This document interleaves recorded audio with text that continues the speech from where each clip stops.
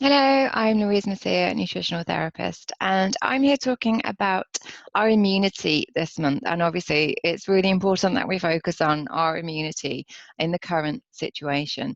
Now, this video is focusing on the role of stress and our immune system. Now, obviously, 2020 has been a fairly considerably stressful year for most people. And what consequence does stress have on the immune system? Now, stress is obviously deemed as very bad a lot of the time, but stress is good for us in the right way at the right time. So stress isn't overall a negative experience, but it's when it's prolonged and when it's not at the right time that it can become detrimental to health. Now that's certainly an example of 2020.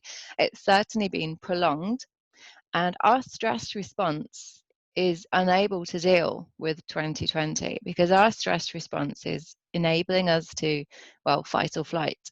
And we can't do that with this because it's outside of our control. So the difference with a stress response when we can't control it is we live in a state of prolonged stress. And that's when it starts to become not advantageous to us because it's not helping us deal with the situation, but it becomes a negative experience for us, and that's when it takes a toll on our health, and in particular, for the purpose of this video, on our immune system.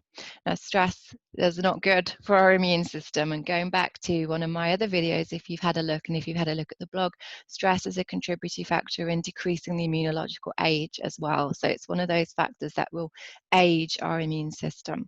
So stress obviously increases the stress hormone cortisol, and that helps to deplete vitamin C. And vitamin C is one of those antioxidants that we really need in our body to go looking for damage. So stress is a direct has a direct negative connotation there. But stress also it's just one of those subjects that it has a knock on with lots of other things. So yes, stress it depletes us nutritionally in that sense, but also it can make us not sleep very well if we lie awake at night worrying about things, or if we wake frequently in the night. And if we don't get good sleep, the whole other subject there, but if we don't get good sleep, that's very detrimental to our physical and mental health as well. But it will affect our food choices the next day. So it will affect our sort of emotional or stress eating or comfort eating if you are that way inclined. And that generally means that we're craving the wrong foods, which are not full of antioxidants, which are not supporting the immune system. There's lots of knock-ons. Stress also affects our optimism, our happiness, our feelings of hope for the future. And that also has a big knock-on effect on our immune system because our thought processes do actually influence our health at a cellular level. So if we are in a negative frame of mind, if we are very pessimistic, if we are thinking there's no point, that I can't plan for anything, I've got nothing to look forward to, then that actually has a negative effect on our immune system. So stress is a very big subject and it's very hard to influence. And I think one of the things with this year and the situation going forward is that we can't change and we can't influence it.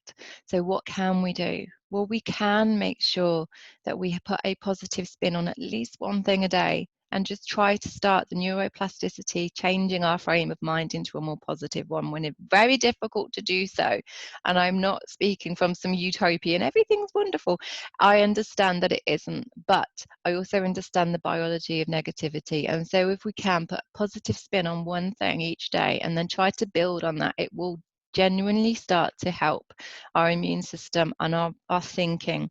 And those thoughts, those automatic negative thoughts, will slowly, gradually start to change to positive automatic thoughts, because we do get stuck in our ways when we think of things, and that will start to have a positive effect on our immune system. So there are things we can do even when things are outside of our control, and the global pandemic is a very good example of something that is outside of our scope of control, but we can do some things to help ourselves. So we can be aware of how we feel. We can practice some breathing techniques. We can go for a walk. We can have a nice cup of tea and relax, with some antioxidants. And we can look at what we eat, and we can put a positive spin on things one a day and build on that and see if that helps, because to continually live in a negative frame of mind will certainly deplete our immune system.